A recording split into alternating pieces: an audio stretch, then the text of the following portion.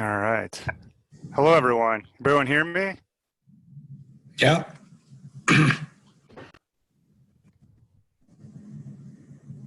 Welcome. This is Sean Healy, the director of the Democracy Program at the McCormick Foundation, and thank you for joining our webinar on the census. And I'm joined by my co-facilitator, Mary Ellen Daniels. Hi, everyone. And we're experimenting with this new Zoom site, so I appreciate your patience as we navigate the slide portion of this in particular. And Mary Ellen, it doesn't seem to be, okay, now it's working. Okay, so I think the plan here is for me to give just kind of a rough overview of Census 2020, some of the prevailing issues, some of the insights that I think are applicable in a social studies classroom, not just a civics classroom, but where there are dimensions of history and geography and economics, and then for Mary Ellen to take it from there and to talk about some really practical classroom applications. Is there anything I'm missing on that introduction, Mary Ellen? You said it eloquently, so take it away. Okay, and just full disclosure, many of you know me and the work that I and the McCormick Foundation have done around civic education, but our democracy program has a larger portfolio than civic education.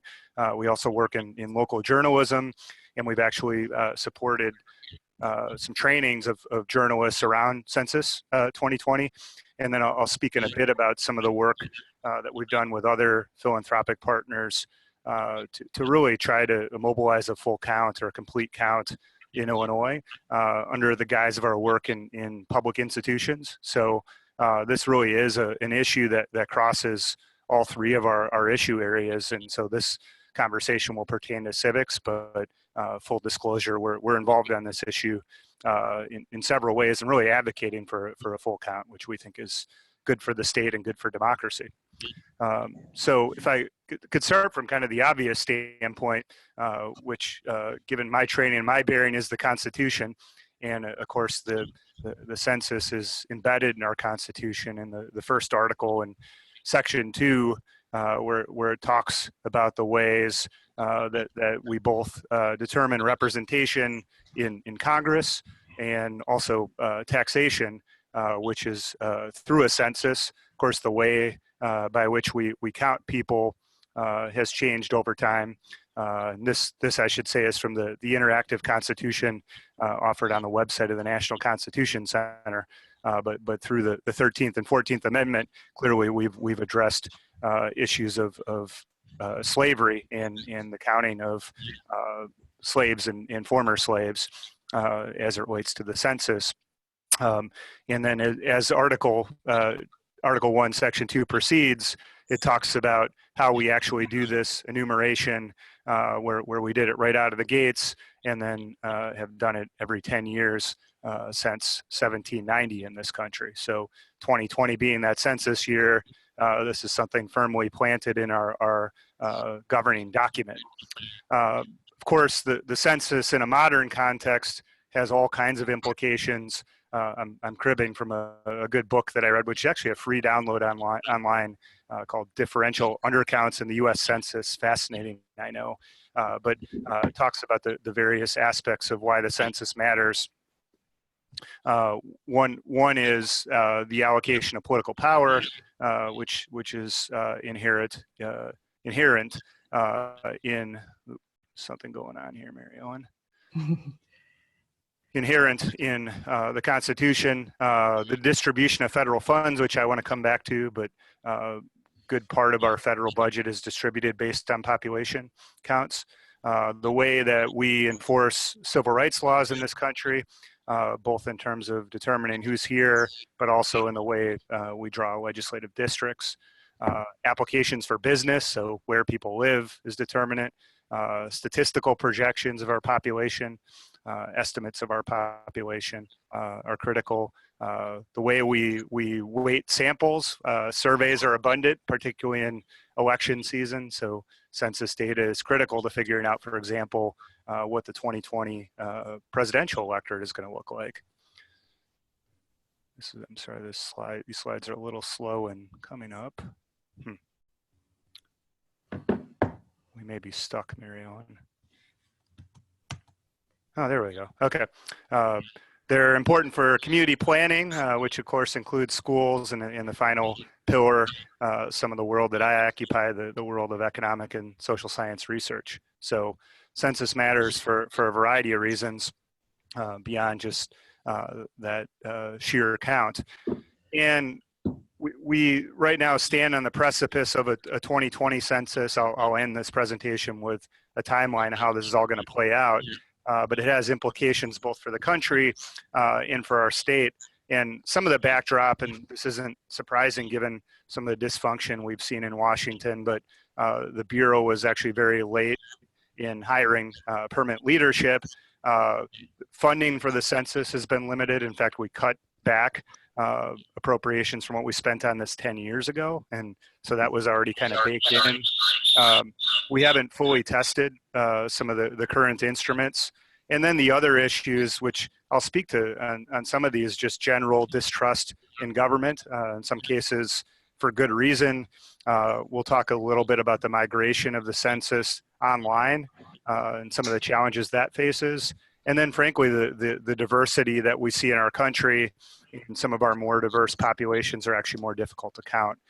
So that all plays out in Illinois for some obvious reasons. I like to say when I'm talking about our state publicly, that we are actually among the most representative states in the country, both in terms of demography and geography. In aggregate, Illinois looks a lot like the country. So the challenges we're seeing with the census in some ways will be more pronounced here than most other places. One challenge, as I alluded to, is the aspiration of this census is to do it online, mostly online for the first time. As I'll end in saying there are other ways to do this. There's a great website that I'll detail a bit more going forward, but that I pull this screenshot from, which is a shot of our state. And what I pulled up here was census tracts where 50%, at least 50% of households either don't have broadband access at all or have only dial-up, right? And once again, this is a census that we're aspiring to mostly administer online. So all kind of challenges, as you can see in the city of Chicago. Suburbs, not as much of an issue, but then pretty much everywhere else in the state, huge blocks of our state where internet access is a real issue. So that's certainly in play as we talk about this issue. It is slowly in uploading these slides.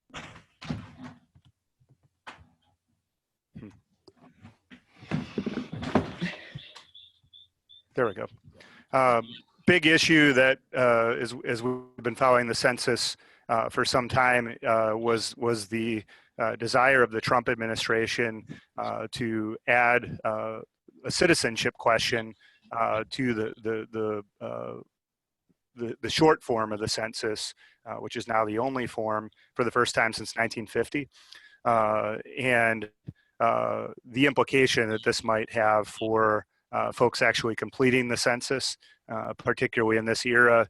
As you all well know now, this case went all the way to the Supreme Court, and they basically struck down its conclusion along the lines of the Administrative Procedures Act, so it wasn't a constitutional case per se, and it was really the faulty rationale that the Trump administration provided for inclusion of this question. So it wasn't saying that the question couldn't be included if there wasn't solid reasoning.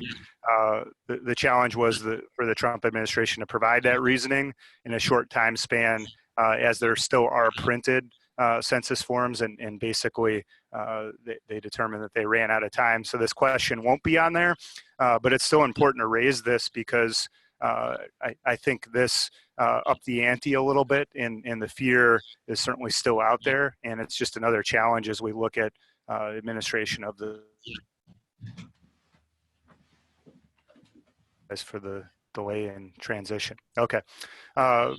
Completing the census form itself is actually required by federal law. There are implications for not doing this, at least by way of statute. So often we get asked the question, like, what could happen if we don't fill out the census? The reality is nobody's ever been prosecuted for not doing it, but there are fines on the books for not doing it or from offering inaccurate responses. But the Census Bureau actually doesn't have any prosecutorial power. So that's not necessarily an issue, but students may ask that question. Another important issue, particularly with that citizenship question lurking in the air, is the actual sharing of census information. And there's a rule that actually prohibits the sharing of any personally identifiable information for a 72-year period. And part of this goes back to really a legacy issue, a historic issue, which is serious and very, very troubling during the World War II period when the Roosevelt administration interned Japanese Americans in the Western United States. There's evidence that census information was used to round up Japanese Americans on the West Coast. And the good news is that the rules that I'm talking about, this rule of 72, followed. So everything that I've heard, everything I've read suggests that providing personal information to the Census Bureau will not make us vulnerable. So this information, for example, won't be handed over to the Justice Department. So the goal of the Bureau is to count everybody once, only once, and in the right place. So that's their mission statement. But I do want to illustrate some of the challenges of doing that, and these aren't new. So back in 1940, for example, there were 453,000 more men registered for the draft than we actually counted in the census. That equated to about 3% of white men of draft age, but 13% of black men. So there's always been racial inequities in this count. So if we can fast forward to 2010, the Census Bureau overcounted our white population. So we actually counted many white people more than once by almost a percent, and undercounted our black population by 2%. So basically a 3% difference in terms of representation in our annual census. And so African-American men, one group that's historically undercounted, what we call a hard to count community. This applies to other racial minority groups, immigrant population, young children in particular, that 0 to 5 demographic, poor people, renters, and this leads, because of the stakes of the census, to inequalities in political power, government funding, private investment in communities. So it's a huge issue. Just to show you the age dimensions of this and the severe undercounts that we have for our youngest children. We also undercount pretty severely younger adults. And then you'll notice we overcount some of our late teenagers and folks in their early 20s. That probably has something to do with college, which I find interesting in talking to students about. And then we overcount some of our older population, which some of those folks like snowbirds, nursing homes, things of that nature. So it's interesting how some of these overcounts and undercounts play out. This notion of intersectionality is also at play. So just to show you using 2010 data, so African Americans are undercounted at a rate of 2.5%, as we talked about. Males are undercounted. Folks ages 30 to 49 are undercounted. Renters are undercounted versus homeowners. If you add all of those up, so if you're a black male renter aged 30 to 49, the undercount is over 12%. So it really does speak to the intersectionality at play. And of course, many of our students have intersectional issues at play, and their families do. So this is certainly a big issue. So lots of dollars at stake with respect to the federal government, about 300 different programs to the tune of about $900 billion annually. These are a list of some of the programs that are distributed to folks via census counts that go on to states. And the next slide is supposed to talk about Illinois' stake in this when it comes up.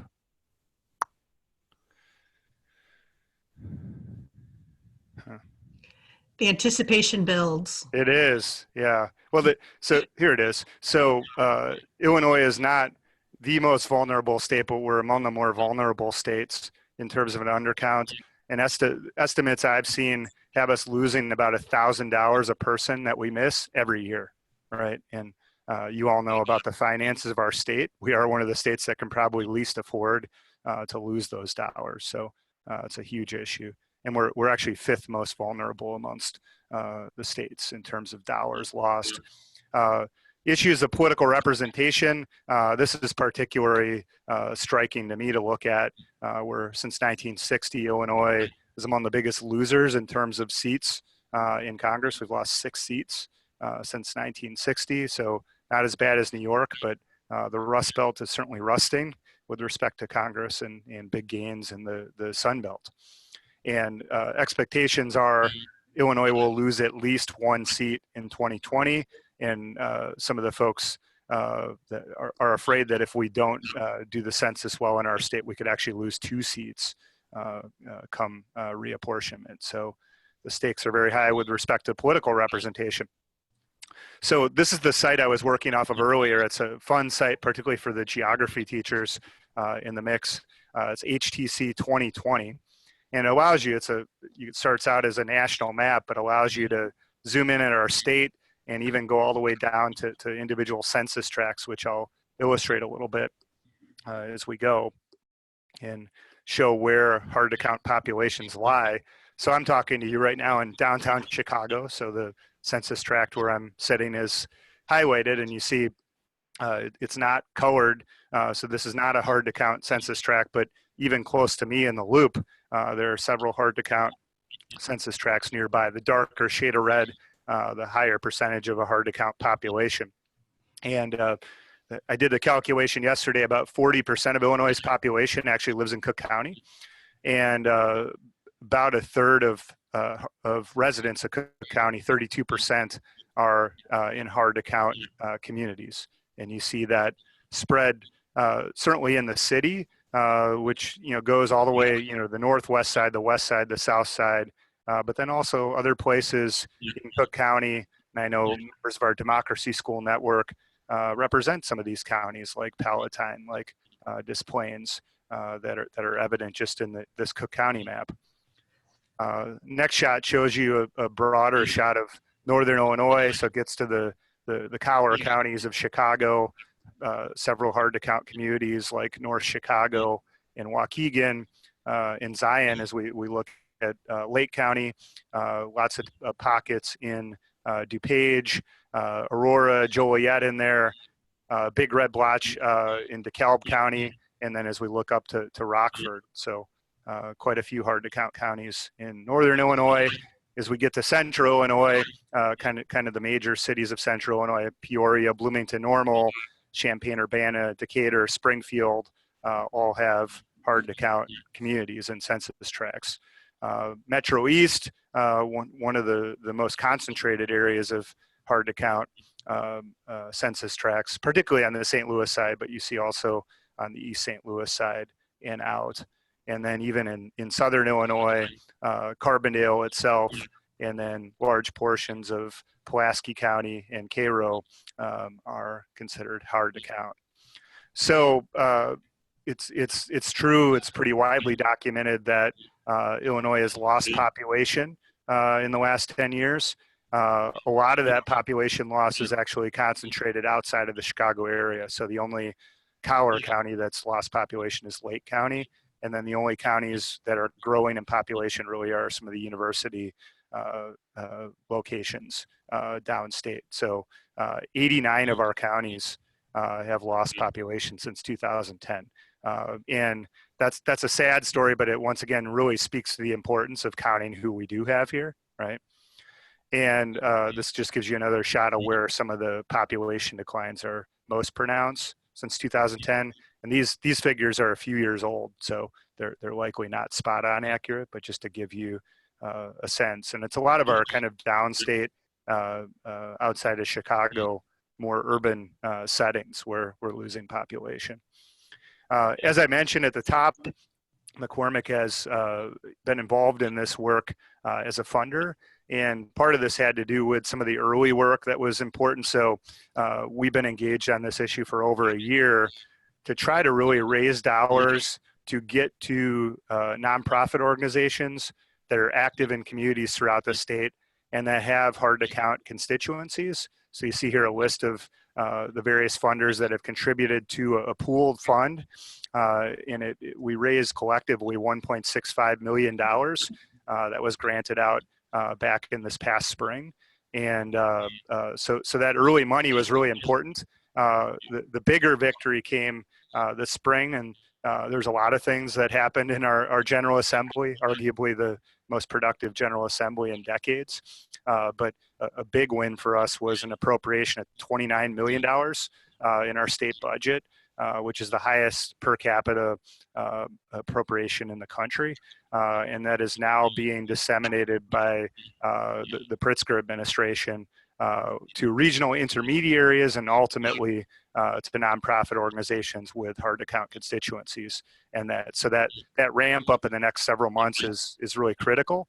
And just to end and talk about what the ramp up is. So the official census actually kicks off in Alaska and Native communities on January 1st and begins in earnest in the rest of the country, Illinois included, in March when the census is officially we're able to fill it out.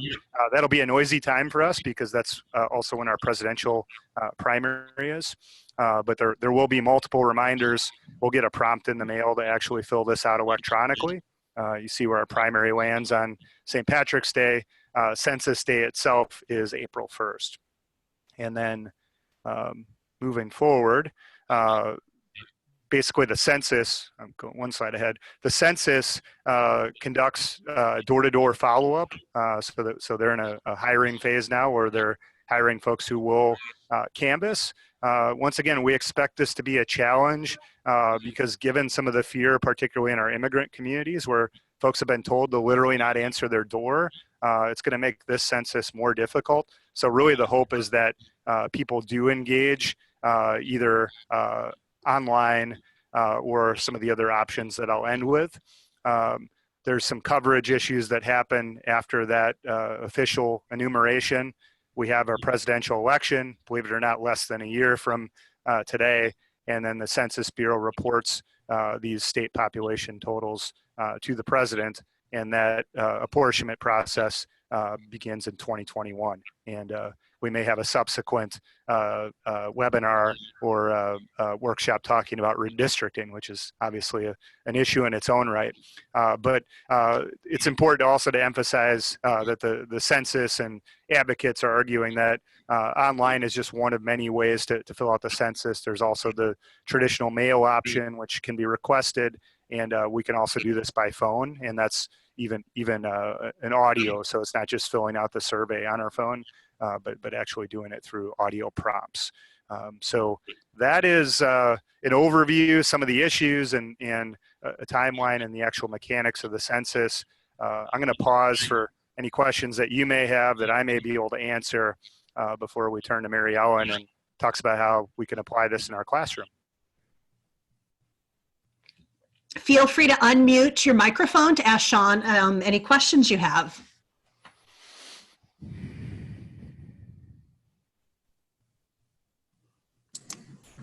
I'm just curious how math works out that Illinois loses maybe more per person than some of the other states. Is that just kind of a population thing? In terms of our, yeah, like right. an undercount. You said we're a little more vulnerable to an undercount than other states. Right, and that speaks to just our population. So it speaks to frankly, our diversity. So we are, much more racially diverse than our neighboring states, for example. Yeah, we basically have every kind of diversity in the state, right? Right. So you have this mix of urban and suburban and rural, and then our racial demography actually looks a lot like the country.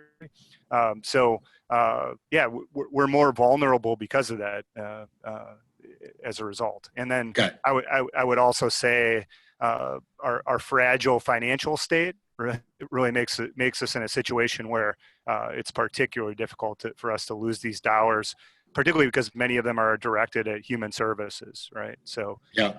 this is a state, given our fiscal hole, that can't afford to leave dollars on the table. Thank you. You bet.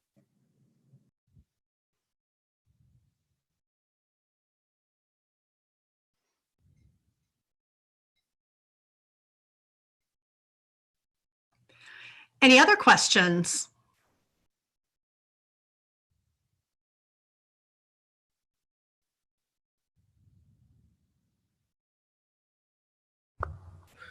Yeah, Sean, Yeah. the difficulties that you're talking about because of our diversity, what are some of those obstacles that you're seeing that we could try to overcome? What I think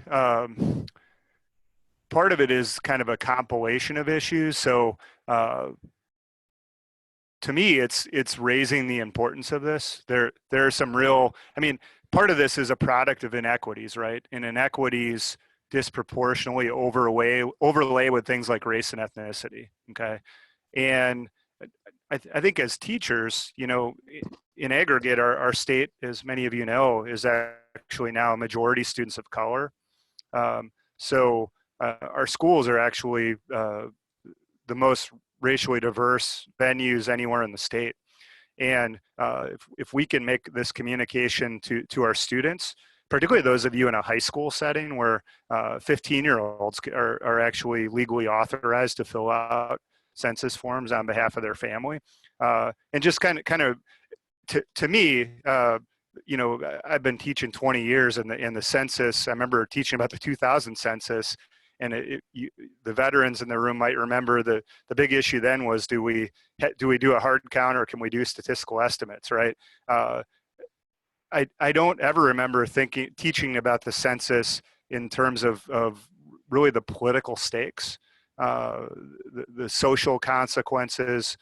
They're so real. There's such racial disproportionality with respect to them. So to me, to raise those stakes, because on some level the census kind of seems like broccoli, right? But broccoli is really good for you, and it's really important, and we should eat it. And can we make it appetizing for our students, and even convince our students to be real leaders on this, and to go back to their families and talk about how important it is. So hopefully that's a good answer to the question. But I think as educators, you and we are on the front lines of this, and we have expertise as social studies teachers. I know not everybody on this call is a social studies teacher, but working really with these frontline populations in the same way a lot of these nonprofits are, to try to mobilize around the census. So we have legitimate expertise around the Constitution and political issues and how to facilitate those discussions, but then to just kind of up the ante, like this really matters for our students, their families, our communities, and our state. Okay, Sean, yeah, I appreciate that. As a social studies teacher in high school myself, it's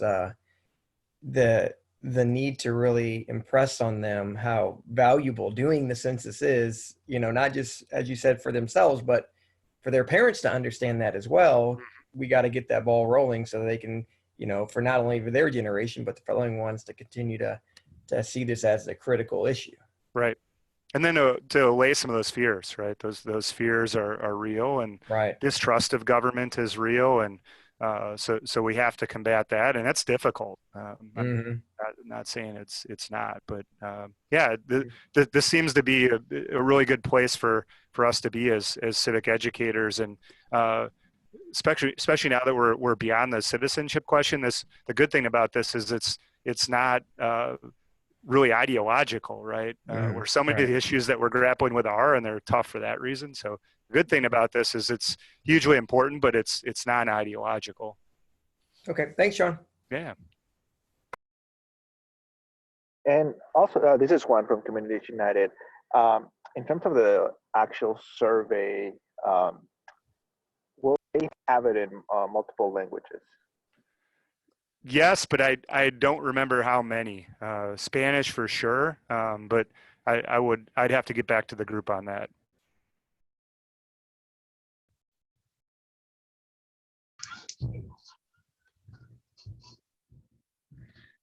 Hi, my name is Rosa Reyes. Hi. And the question, I'm a parent, but I'm involved in the committees and with the principal. What if the principal or the committees don't want to bring this type of approach or outreach? Well, I think it's an opportunity to have a conversation about how important it is to the school, right, and to the families involved in the school and the community. And schools, to me, are intimately connected with the surrounding community. So issues of representation, issues of resources, and I would hope they'd be receptive to that. So hopefully this presentation and the materials that Mary Ellen and I are making available would be helpful to that end. And I'm happy to connect with you offline, because I am by no means an expert on the census, so spent some time on this, but there are folks that are living and breathing this every day that could probably be more helpful than me. But I think you're very equipped in your own right, and it's an opportunity to educate the principal, because my assumption there would be that they don't fully appreciate the ramifications of a census and an undercount. Oh, okay, I see. Thank you. But please follow up offline. I'd be happy to connect you with others who have more expertise than me. Okay, definitely. Thank you. Yeah.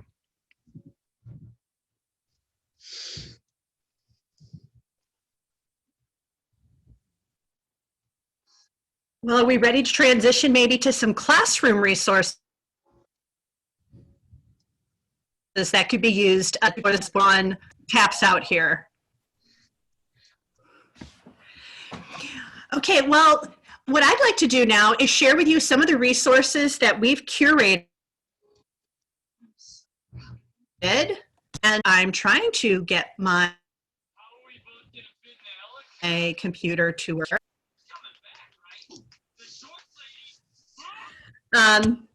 To share with you about an inquiry that created to support classroom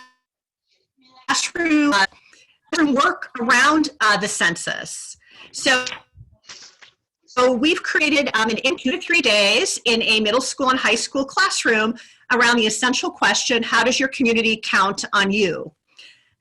So what we've done is we've created, again, this essential question and 4 supporting questions that use a lot of the information that Sean shared in his presentation to really inform and empower students an accurate count in their community. So as you can see, the flood has kids delve into what is the purpose of the census and how to count or impact community.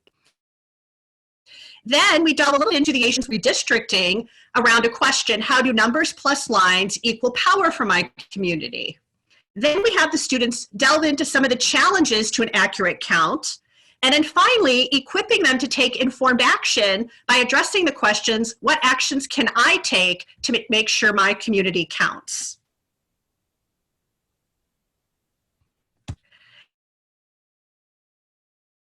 And Sean, I praise the word because it's hesitating for me too.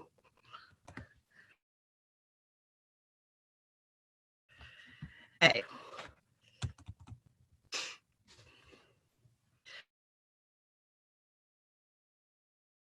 You have to experiment with the slide show here. Okay.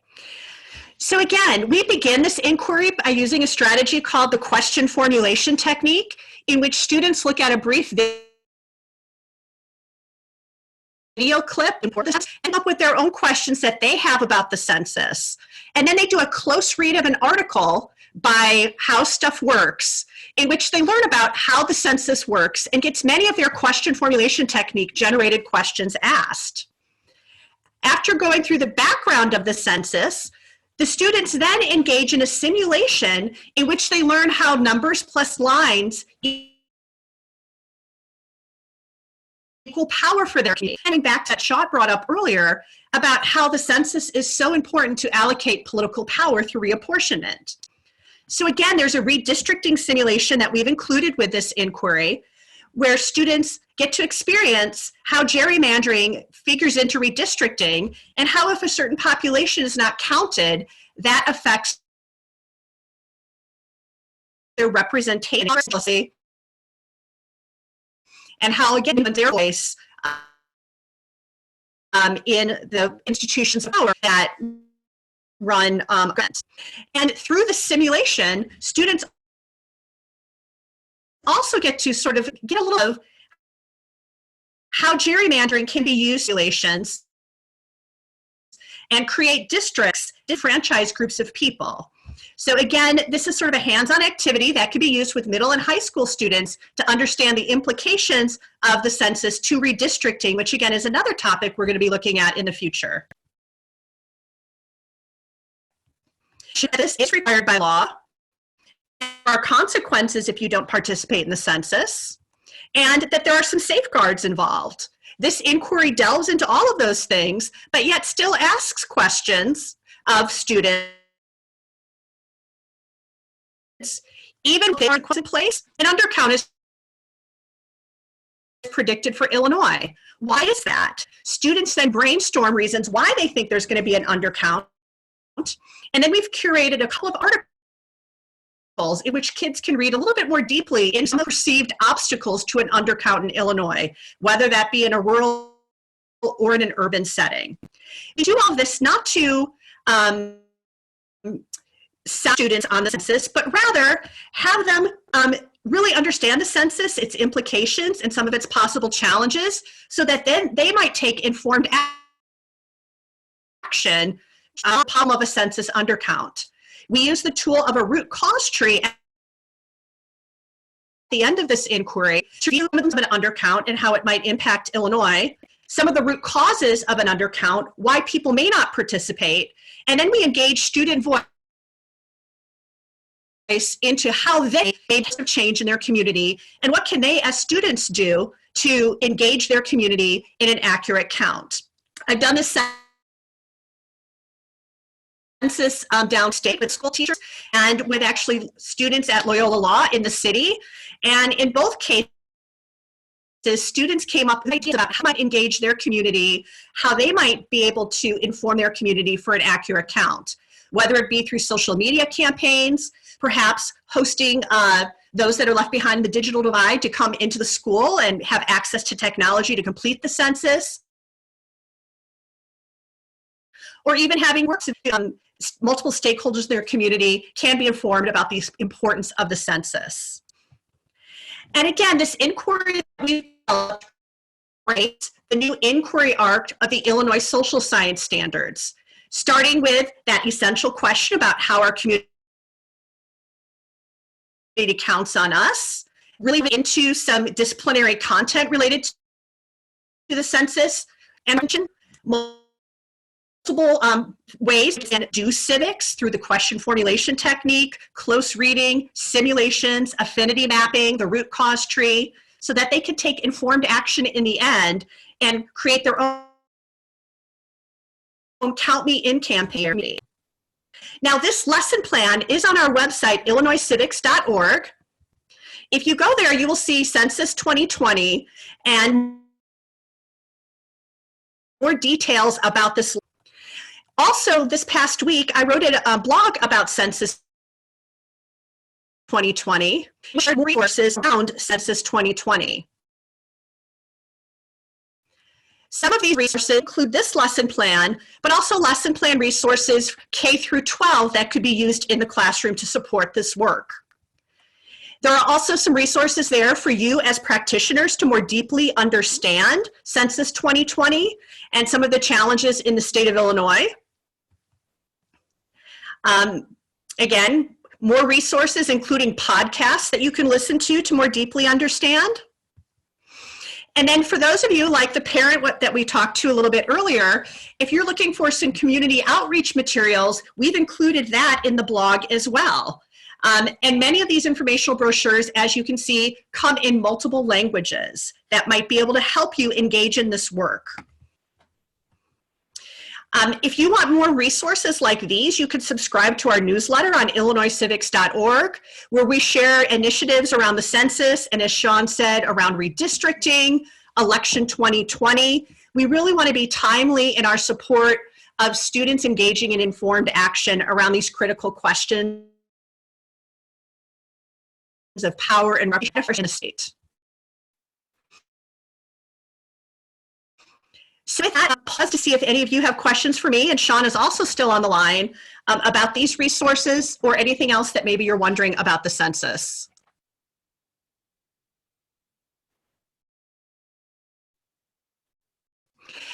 If you would like a copy of this slide deck, we will make it available on our website probably in the next week or so. But if you would like it a bit more quickly, my email is below. Feel free to email me, and I'm happy to share the slide deck with you in a more timely fashion if you'd like it, a quicker turnaround with it. Again, are there any questions before we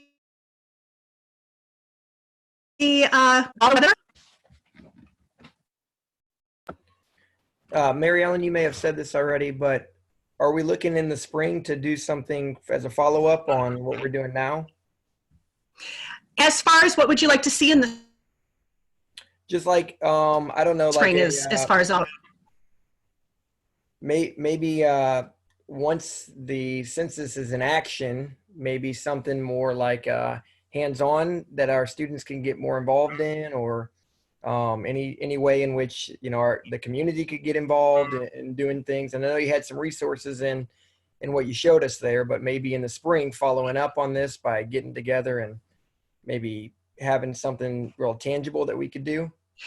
Sure. You know, I just did a really brief overview of that inquiry that's on our website, but that inquiry is designed to give your students tools to take informed action on the census. So why don't you, if you could, go to that lesson plan and sort of look more deeply at some ideas of what we might do as a follow-up as a group in the spring. I'm more than happy to entertain that and do some follow-up, and maybe even doing some sharing out some reports from teachers who have done this inquiry or other things to kind of share how they've engaged their students in this work. Does that sound like a plan? Yeah, okay, thanks, great. Yeah, sure. We're also going to be following up the census 2020, as Sean said. It's restricting as well, because of course, once the census has been tabulated, we'll have lost it. And now the question becomes, you know, reapportionment and redistricting and gerrymandering. So that's another topic that we will be delving into this year. I have a related question. As far as when you teach this and anticipating some questions, is there anything that would indicate like how negatively Illinois has been impacted, some like figures or something that you could talk to the students about with the last census to kind of up the ante a little bit instead of anticipating, saying, for example, when we lost seats in the past? Does that make sense what I'm asking? Whether it be... Yeah, the slide that Sean had shared earlier, shared a couple of slides that in the past, you know, how Illinois has lost representation in Congress since 1960, and then also the last census. Those slides are included in the inquiry, so that data and information is there. Good. Okay, good. And Tracy, But Sean, if you could give me yeah, I think give me let me look that up, because I'm sure we can get specific numbers on an estimated undercount for 2010 for Illinois. I didn't have a slide to that effect, so the estimates that the scary slides about our state that I did show were based on kind of 2010 as a baseline.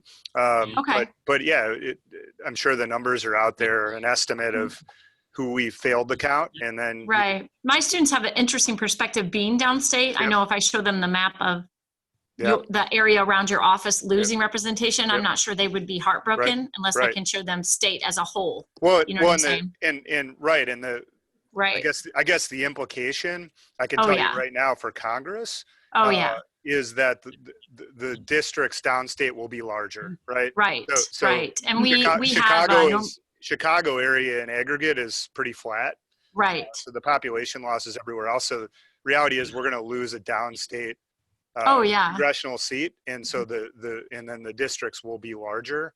I know Right. there's some talk of Harder to serve anyway. and there's some talk of the 13th district being the one that's ixnayed. Right, which is definitely, that's part of like Right. a third of my students are that Yeah. 13th district. So Yeah, and it's going that's to be awesome. and it's Thank actually you. the most interesting district right now in terms of political competitiveness too. So Yes, it is. it's sad from that perspective, but Yeah. Yeah, well, I'll get you that information. Okay. That's a good Okay, thank good you. addition to our presentation. Thank you. The grade level readings that I've created are very specific about what's on the line with the census count, funding for schools, for roads, for transportation. So students really get a sense of this could impact us for the next 10 years if we do not have an accurate count. And so they'll be able to see ways in which they, as college students, can be impacted in the future, as well as young adults, are impacted by services in their community. So I really tried to pick readings that were manageable, but also very meaty and kind of really painting an accurate picture at what's on the line.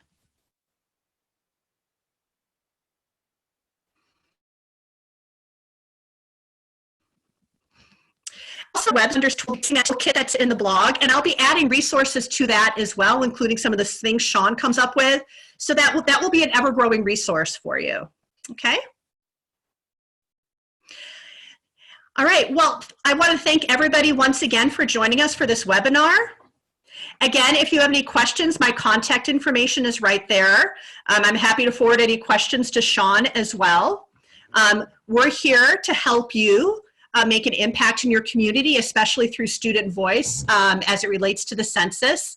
Also, if you have any other ideas for webinars, current event topics that you'd like us to address in the future, we really would appreciate you sending those along as well.